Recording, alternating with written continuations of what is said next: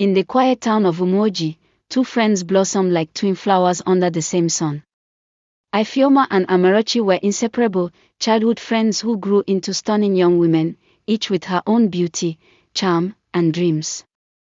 Ifeoma was gentle, humble, and graceful. Amarachi was bold, witty, and breathtakingly beautiful, a woman who turned heads wherever she walked. Despite her beauty, Amarachi always felt overshadowed by Ifeoma. It wasn't just the way people praised Ifeoma's calm nature, or how elders in the village called her wife material. It was deeper than that. Even in their youth, it seemed that Ifeoma received more love, more things. Amarachi kept smiling, but inside, her heart twisted with quiet jealousy. Then came Emeka.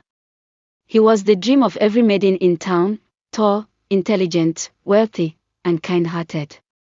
He returned from abroad with a calm confidence, starting his construction firm in Onitsha and quickly becoming one of the most eligible bachelors in Anambra State. Every girl tried to catch his eye. But it was Ifeoma who won his heart. He met her during a community youth event, where she helped organize a medical outreach for widows. Her compassion struck him like lightning. Her smile, modesty, and voice captured him instantly. Emeka fell deeply in love. When he proposed after just 8 months, Ifeoma said yes with tears in her eyes. The entire village rejoiced. Amarachi smiled too, clapping, dancing, hugging Ifeoma, but her heart burned. It should have been me. That night, Amarachi sat alone, her room dimly lit, her tears quiet but hot. Her jealousy, buried for years, began to bloom into something dark. She whispered Emeka's name like a curse and a prayer. I deserve him, she told herself. Not Ifeoma. She was convinced Ifeoma had stolen the life meant for her. 3 months before the wedding, Amarachi traveled to her grandmother's village in Enugu. But it was not a visit for love or family.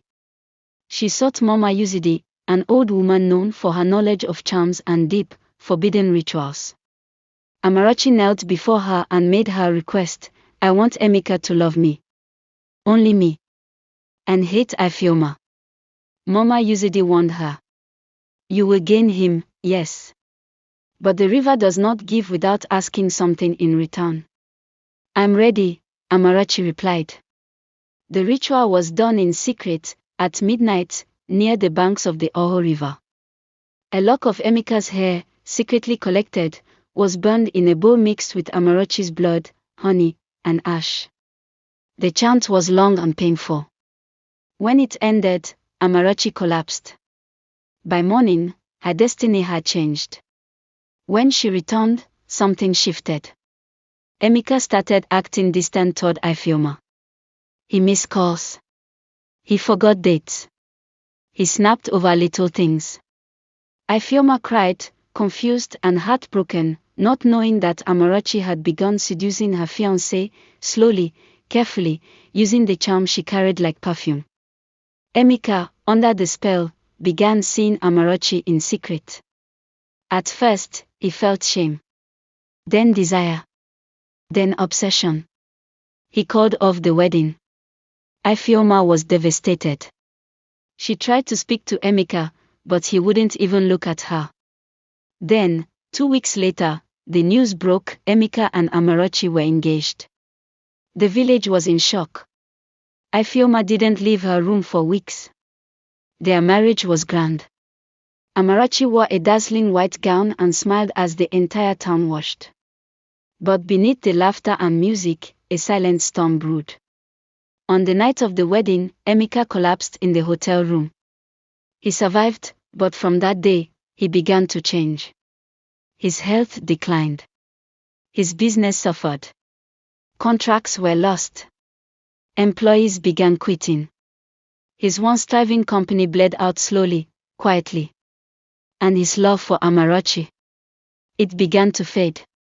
He started having nightmares. He would scream Ifeoma's name in his sleep. He grew cold and resentful. One night, during a thunderstorm, Emeka looked into Amarachi's eyes and said, "What did you do to me?" "Amarachi," terrified, clutched him and cried. But deep inside, she knew the charm was unraveling. Meanwhile, Ifeoma, heartbroken and alone, found strength in her pain. She moved to Oka, began working as a nurse, and helped people with quiet dignity. Despite the betrayal, she prayed for Emeka's healing. She never once cursed Amarachi. One morning, Emeka disappeared. His car was found near the riverbank, abandoned. Nobody, no signs. Amarachi screamed, begged the gods, and ran back to Mama Yuzidi. But Mama Yuzidi was gone. Her hut burned down days earlier in a strange fire. Then the voices began. At night, Amarachi would hear Emeka's voice whispering from the walls, calling her name. Mirrors shattered. Her beauty began to fade. Her skin grew pale, her eyes dull. Men she once dazzled now looked away. She walked through the market, but no one greeted her. She had gained the man she wanted, but lost everything else. And Ifeoma.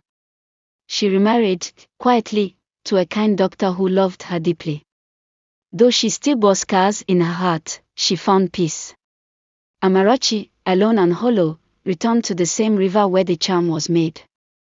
Some say she now lives by its banks, mad and forgotten. Some say she vanished. But elders in Umoji still tell her story to young girls who ask about envy and charm. Because love taken by force always ends in pain. The river keeps what it's given. The day Emeka vanished, the sky above Umoji turned grey and refused to clear. For 7 days, rain fell without mercy. The villagers said it was ordinary weather, but the elders knew better. On the 8th day, a strange thing happened. The statue of Saint Michael inside the village church cracked down the middle. The priest, Father Madu, said nothing publicly, but in private he told Mama Izii. Something unholy has been unleashed. A man taken. A spirit unappeased. Meanwhile, Amarachi no longer recognized herself. Her skin now bore scars she didn't understand, thin claw-like marks that appeared each morning. She stopped sleeping. Each time she closed her eyes, she dreamt of the river, of Emeka standing waist-deep in the water, his eyes black, his mouth whispering. Come and take me back, if you dare. She screamed nightly, tearing her clothes, crawling on the floor of the mansion they once shared. But no one came to help. The guards left. The house girl ran away. And the people of Umoji began to avoid her completely. Children cried when they saw her. She walks with shadows, the villagers whispered. They were right. One night, desperate and exhausted, Amarachi returned to the riverbank, the same cursed place where she once summoned love. This time, she went without charm, without pride. She knelt and cried. Emeka, come back. Please. I'm sorry. The waters rippled. The moon vanished behind thick clouds. And in the silence, a voice replied, not Emeka's, but the spirit of the river itself. You called us with envy. You fed us with blood. And now you want to take back your gift? Amarachi shook with fear. What do you want from me? The water rose. A mirror of black glass formed on its surface. Look. In the mirror, Amarachi saw a future that never happened, her and Emeka married by love, not charm. Happy. Blessed.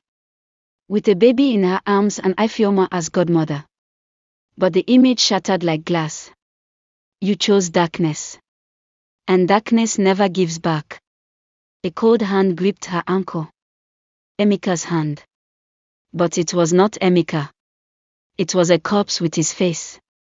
She screamed and ran, leaving her slippers and dignity behind. That same night, Ifeoma, now heavily pregnant with her second child, woke up gasping. She had seen Emeka in her dream, dressed in white, standing outside her new home. He didn't speak. He only stared with sadness, pointing toward Umoji. She told her husband, Dr. Obina, but he dismissed it as pregnancy stress. But the dream repeated. 3 nights in a row. Then her baby stopped kicking. Panic set in. They rushed to the hospital. No heartbeat. The doctors were confused. There was no medical reason. As the nurses wept, Ifeoma screamed with pain, not just the pain of loss, but a curse she never called, never deserved. At home, she lit a candle and cried. Whatever was done, please don't punish me. Outside her window, the same corpse face of Emeka stared briefly before fading into the mist. Old Dibia Nako, who had lived near the forest since before Nigeria gained independence, came to the village square one evening and spoke. A spirit triangle has formed. One woman summoned evil. One woman suffered for a love lost. One man's soul is trapped between. Until one confesses before the gods, Umoji will not know peace. The villagers, scared and confused, begged for a solution. But Dibia Nako refused money. This is not a charm you undo with cowries. Blood must speak. He pointed toward the abandoned mansion of Amarachi. And toward the grieving home of Ifeoma. Haunted and nearly mad, Amarachi came to the village square the next market day. She was barefoot, her clothes torn, her voice hoarse. She dropped to her knees before the elders and confessed everything. She told them about Mama Yuzide. The charm. The river. Emeka's sudden love and decline. The whispers. The scratches. The screams. Then she said, I killed him. Not with a knife. But with jealousy. I called darkness into our lives. The people gasped. Women wailed. Some called for her stoning. Others for her banishment. But Dibia Nako said, let the river decide.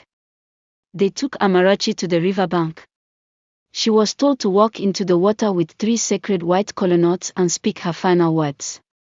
As she stepped in, she turned to Ifeoma, who had come, tears streaming down her face. I'm sorry. You were always the better woman. Then she stepped into the water. The river swallowed her. Nobody floated back. But from that night, the rain stopped.